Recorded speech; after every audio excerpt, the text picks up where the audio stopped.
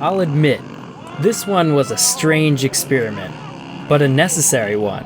Knowing full well that the SP500 was worse than the DR200, I still decided to race it. So on to today's ridiculous story where the SP500 got raced at the Glen Helen 10-hour endurance race. This came about because at my last race, the 6-hour endurance race at Glen Helen, the guys I parked next to were on the next oldest bike at the race, a 1990 KDX 200. They raced in the team race and seemingly had a heck of a time riding that KDX literally to pieces. They actually ended up having to switch to their backup bike at that race after losing like half of the KDX. So we talked after that race, and since I didn't want to do the next one solo because of my elbow, we decided to team up. That was actually Josh from the Each Adventure channel and his friend Matt. The plan we came up with was to race primarily on the KDX, and then I was supposed to provide a backup bike.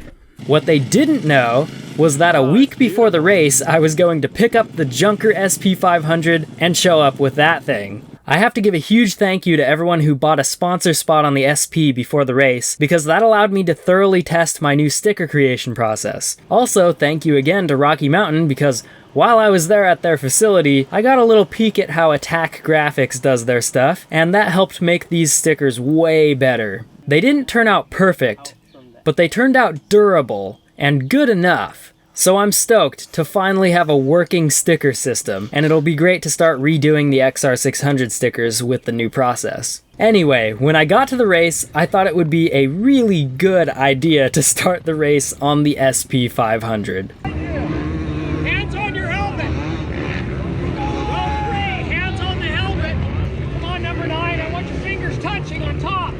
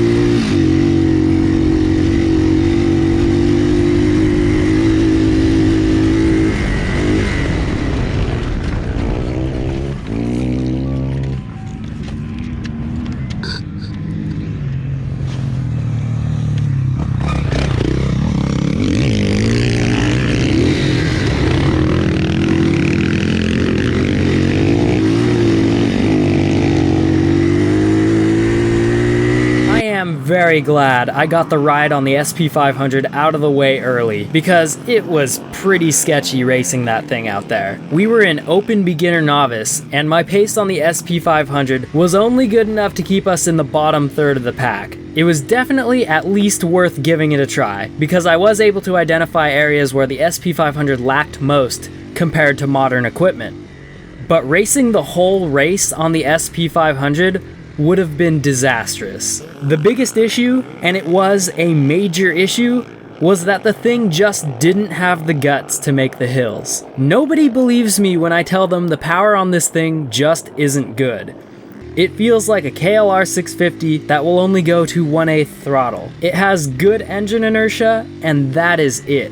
At this point, for me, it only makes sense that it would have such poor power, because I'm so used to listening to the ever-evolving knocking noises and the other strange noise, which I think is just the cam chain sloshing about freely. But anyway, the point is, it's just not a prime example of the potential of an SP or DR500. So I have tons of people telling me, oh, get over it, the SP has such a great engine. Maybe a good condition SP has a decent engine. This one, however, does not. Anyway, that was the main reason I had to park the SP and switch to the KDX.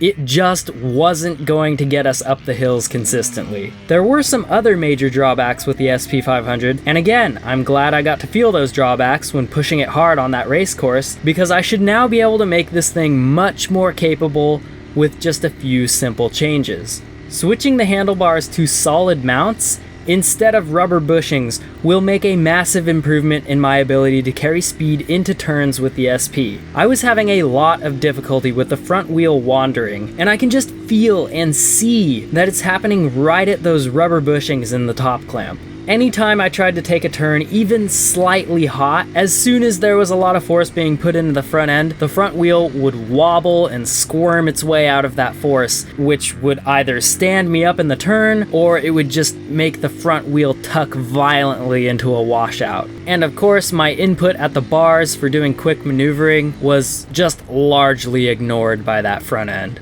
It obviously took a lot of energy to not crash when carrying speed with that type of behavior. The other thing was that there was just no good way to apply power to the rear wheel at the right time. Not only does it have a CV carb and a weak clutch, which is already the sloppiest way to control power output, but I'm pretty sure the slide of that CV carb gets hung up at certain openings, because the thing just feels so inconsistent with the way it applies power. I'm completely sure if I add some rigidity to the front end and sharpen up that throttle response or clutch action somehow, I'll be able to go way faster on this SP. So very soon I'm going to see how cheaply and effectively I can make those improvements on the SP500. I just want to be clear though, that I wasn't disappointed with the SP at all. I knew what I was getting myself into with this thing, and I'm happy to have it as a challenging project. Switching to the KDX did have me pretty excited, because KDX 200s will forever be one of the most fun bikes. I had never even ridden this one before, and I have never ridden an E-Series at all, so I thought I might be slow on it. But nope, KDX 200 is KDX 200. You want to go another one? No. Okay. Go ahead.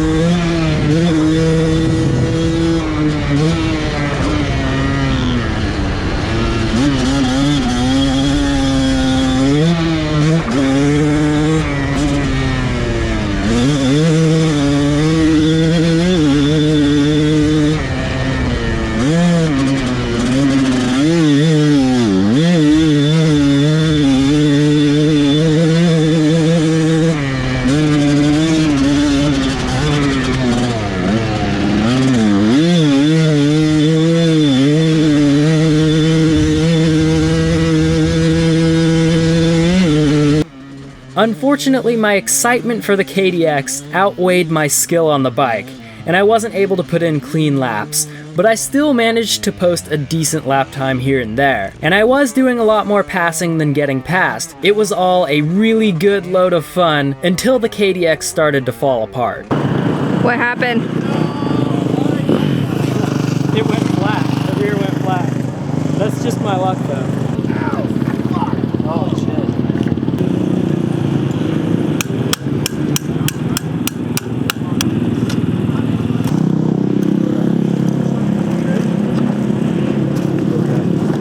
Ooh, this tire's hot.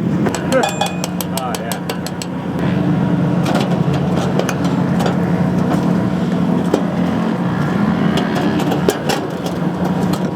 We can throw 20 PSI, I don't think we notice a difference. Damn, the thing is hot. It's like documentation.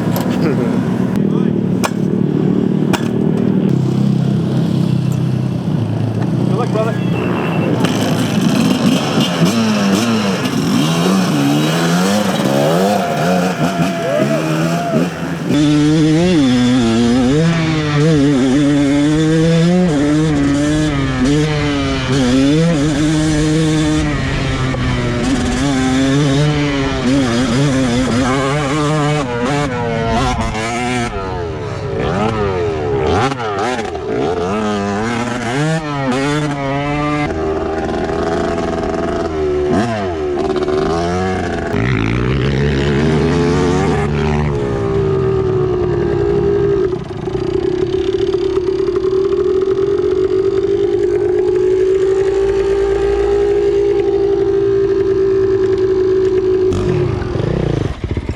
Take that? That'd be great. I'm just stoked that I don't have to buy another one. That's normal. Put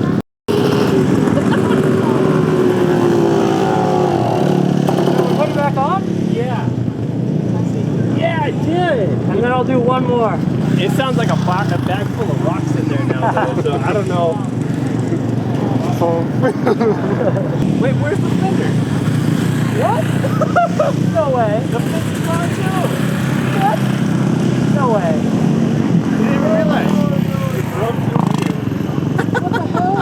What'd you do to my bike?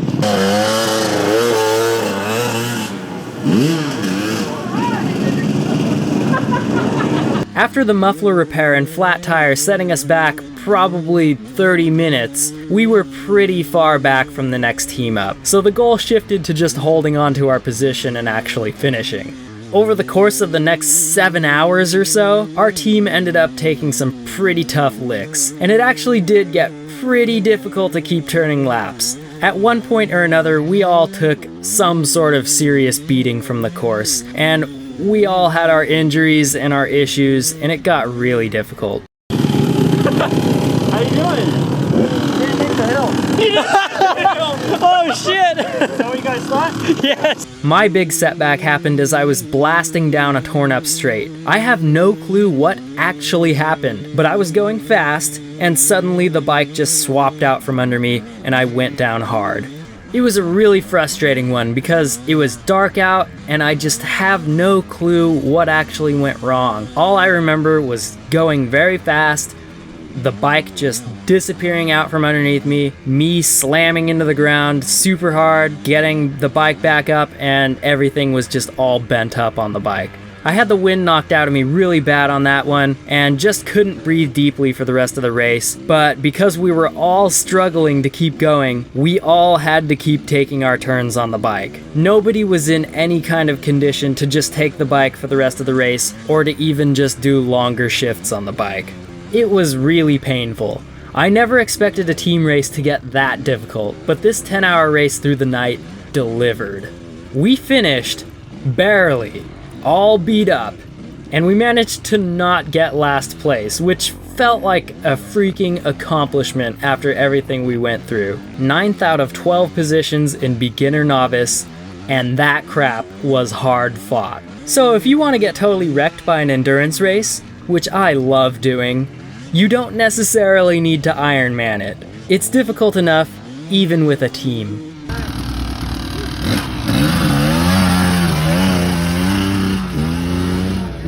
Mm-hmm.